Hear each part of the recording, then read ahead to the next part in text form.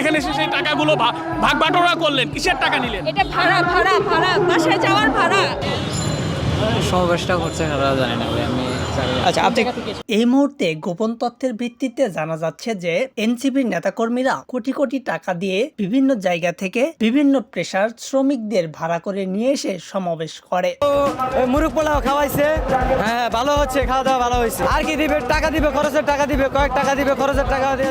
এমনটাই ধরা পড়ছে বিভিন্ন ক্যামেরাতে। গোপনে দেওয়া হচ্ছে টাকা। জিজ্ঞাসা যদি করা হয় এটা কিসের টাকা, বলে যে এটা গাড়ি ভাড়ার টাকা। কিন্তু এনসিপির এই সমাবেশ ঘিরে অনেক প্রশ্ন ছিল জনগণের মনে। সাধারণ জনগণ বাঁচবো না, আমাকে বাঁচতে দেবো না। 25 দিন আন্দোলন, কেন আন্দোলন?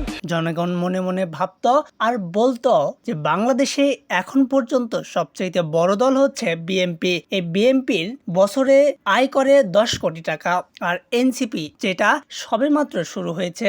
এই এনসিপির নেতাকর্মীরা এখন পর্যন্ত নিবন্ধন পায়নি, কোনো প্রতীক পায়নি। কিন্তু কিভাবে তারা এত টাকা দিয়ে নেতাকর্মীদের ভাড়া করছে? কিন্তু কিভাবে এরা এত টাকা দিয়ে বিভিন্ন পেশার লোকজনকে তাদের সমাবেশে কিভাবে আনছে? প্রশ্ন নেটিজেনদেরও। অনেকেই এমনটাও ভাবছে এনসিপি নেতাকর্মীরা বিভিন্ন জায়গায় চাঁদাবাজি করে, কিন্তু এটা প্রকাশ্যে আসে না। এই জন্যই প্রকাশ্যে আসে না এনসিপির চাঁদাবাজি। তারা বড় বড় কোম্পানি থেকে চাঁদা তুলে, ফুটপাতে রাস্তায় চাঁদা তুলে না, যার জন্য মিডিয়ার সামনে আসে না। দর্শক, আপনাদের কাছে একটাই প্রশ্ন, এনসিপি নেতাকর্মীরা এত টাকা খরচ করে, কিন্তু টাকা কোথায় থেকে আসে? বিস্তারিত কমেন্টস বক্সে বলুন। আর এতক্ষণ আমাদের সাথে থাকার জন্য ধন্যবাদ। পরবর্তী সংবাদ পেতে আমাদের সাথে থাকুন।